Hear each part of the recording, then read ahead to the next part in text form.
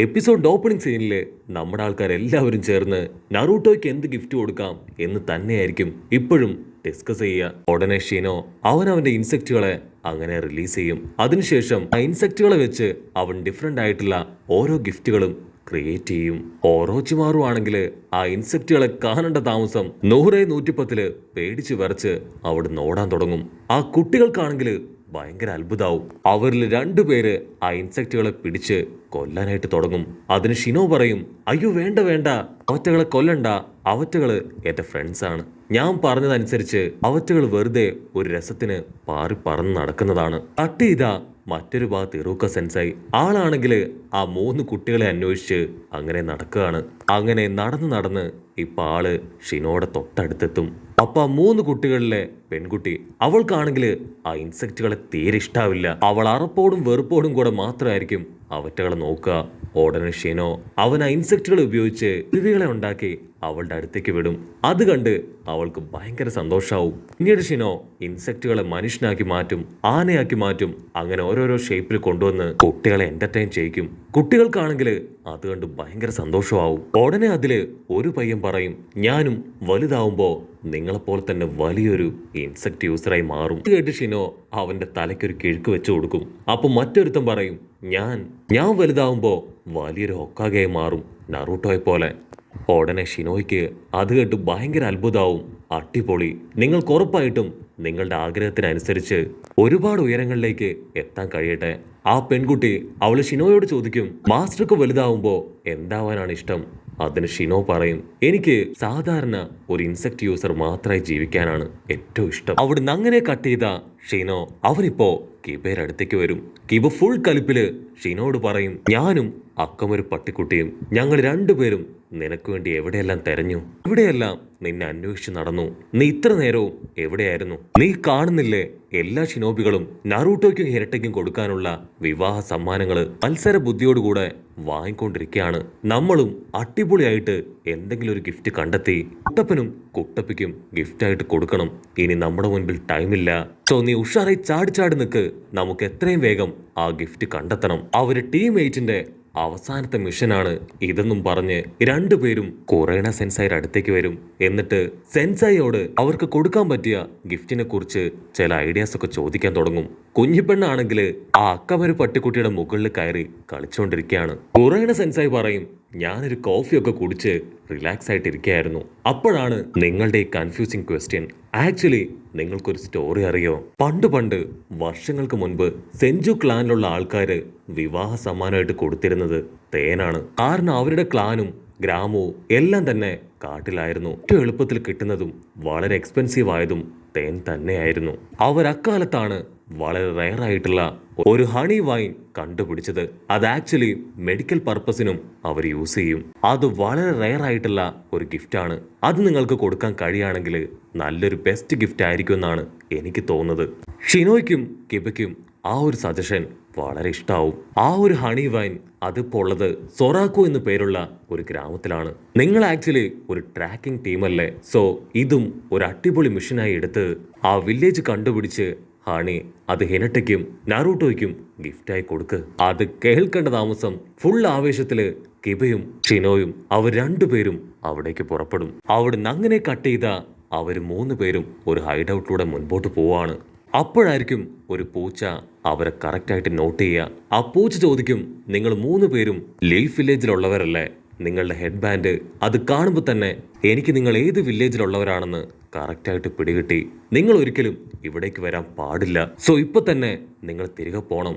അതിന് കിബ പറയും, ദയവായി ക്ഷമിക്കണം, ഞങ്ങൾക്ക് അത്യാവശ്യമായി സൊറാക്കോ വില്ലേജിലുള്ള ഹണി കീപ്പറിനെ ഒന്ന് കാണണം. അത് കേട്ട് പൂച്ച അത് അടിച്ചു പറയും, എന്നെ കൊണ്ട് പറ്റില്ല, ഞാൻ ആരെയും നിങ്ങൾക്ക് കാണിച്ചു തരാൻ പോകുന്നില്ല. നിങ്ങൾ ഈ നിമിഷം ഇവിടം വിട്ട് പോകുന്നതാണ് നല്ലത്.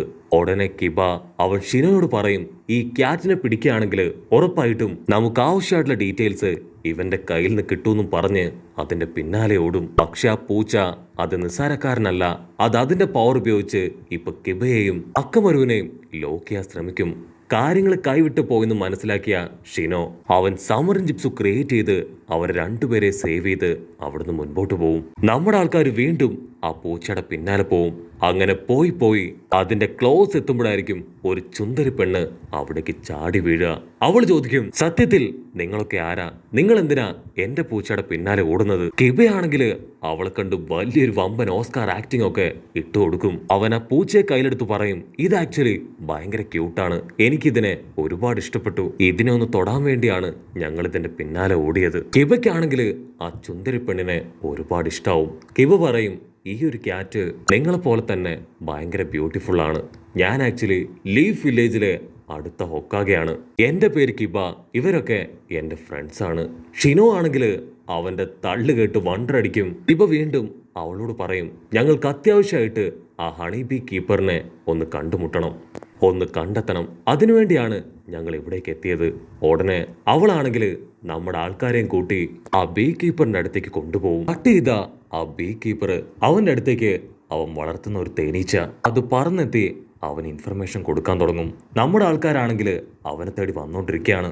ഇവിടെ കിബയാണെങ്കിൽ അവിടെ മുഴുവൻ സ്മെല്ല് ചെയ്ത് അങ്ങനെ സ്റ്റൈലായിട്ട് നടക്കും.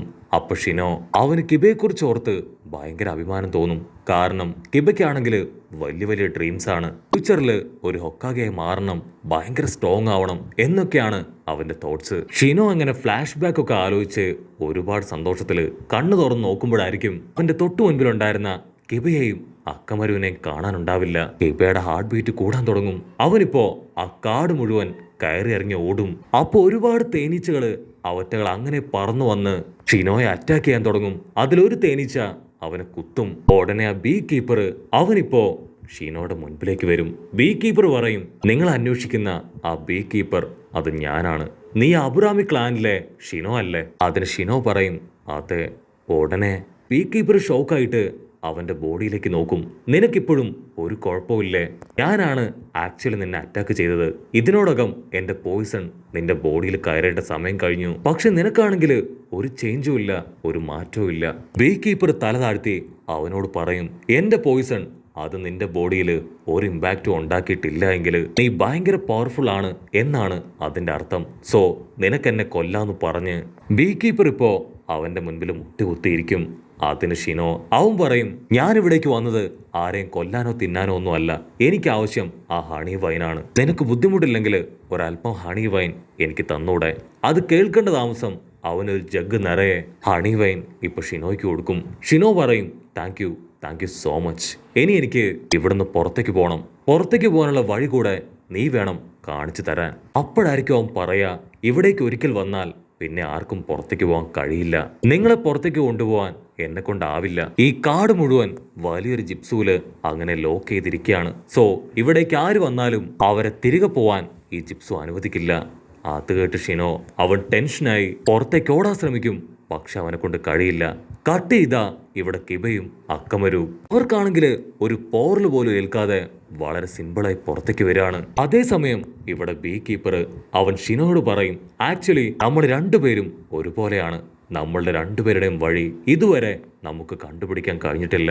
നീ ഞാനും എപ്പോഴും ഒരുപാട് ക്വസ്റ്റ്യൻസ് മാത്രം ചോദിക്കും, ഒന്നിനു പോലും നമ്മൾ ആൻസർ ചെയ്യില്ല. അതുകൊണ്ടാണ് ഇതുപോലെ പല ഘട്ടത്തിലും പല സ്ഥലങ്ങളിലും നമ്മൾ ലോക്കായി പോയിട്ടുള്ളത്. ബീ കീപ്പർ ആണെങ്കിൽ ഇപ്പൊ അവനെ നിർബന്ധിക്കും, നമ്മൾ രണ്ടുപേരും സെയിം അല്ലേ? സോ ഇന്നു മുതൽ എനിക്കും നിനക്കും പരസ്പരം കൂട്ടായി നീ എന്റെ കൂടെ ഇവിടെ നിൽക്ക്. അത് കേട്ട് ഷിനോ അവൻ ഷോക്കായി കിബ പറഞ്ഞ കാര്യം അത് ആലോചിക്കും. ഇത് നമ്മുടെ ഫൈനൽ മിഷനാണ്, ടീം 8ന്റെ അവസാനത്തെ ഹണ്ടിങ്. കട്ട് ചെയ്താ ഇപ്പൊ നമ്മുടെ ഷിനോ അവൻ ഫുൾ പവറിൽ അട്ടിച്ചു പറയും, എന്നെ കൊണ്ട് പറ്റില്ല, ഒരു കാരണവശാലും ഞാനിവിടെ നിൽക്കില്ല, എനിക്ക് തിരികെ പോകണം, ഈ മിഷൻ കംപ്ലീറ്റ് ചെയ്യണം.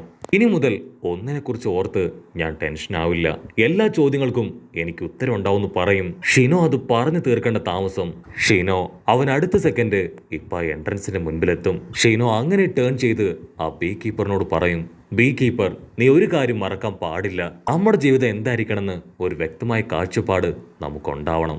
കട്ട് ചെയ്താ ഇവിടെ കിബയും അക്കമരവും അവരൊരുപാട് നേരായി ഷിനോയ്ക്ക് വേണ്ടി വെയിറ്റ് ചെയ്യാണ്. അവരെ കണ്ട ഷിനോ ഒരുപാട് സന്തോഷത്തില് ആ തേനുമായി അവരുടെ അടുത്തേക്ക് വരും. ഒടുവില് എനിക്കത് കിട്ടിയെന്നും പറഞ്ഞ് അവർ 3 പേരും ഒത്തിരി സന്തോഷത്തിൽ തിരികെ വില്ലേജിലേക്ക് പോകും. ഗ്രാമത്തിൽ തിരിച്ചെത്തിയ ഷിനോ അവൻ വീണ്ടും അവന്റെ ഇൻസെക്റ്റുകൾ ഉപയോഗിച്ച് ആ കുട്ടികളുമായിട്ട് കളിക്കും. അപ്പോൾ അവിടേക്ക് ഇറൂക്ക സെൻസായി വന്ന് ഷിനോയോട് പറയും, ആക്ച്വലി നീ ശരിക്കും അടിപൊളിയാണ്. ഇത്രയും വികൃതിയായ ഈ 3 കുട്ടികളെയും നിനക്ക് ചേഞ്ച് ചെയ്യാൻ സാധിച്ചു. നിന്റെ ഉള്ളില് നല്ലൊരു ടീച്ചറുണ്ട്. നിന്നെ കൊണ്ട് നല്ലൊരു ടീച്ചറായി മാറാൻ കഴിയും. അത് കേട്ട് ഷിനോ അവൻ ഒത്തിരി സന്തോഷത്തിൽ നിൽക്കുന്നതോട് കൂടെ ഈ ഒരു എപ്പിസോഡും അവസാനിക്കുന്നു.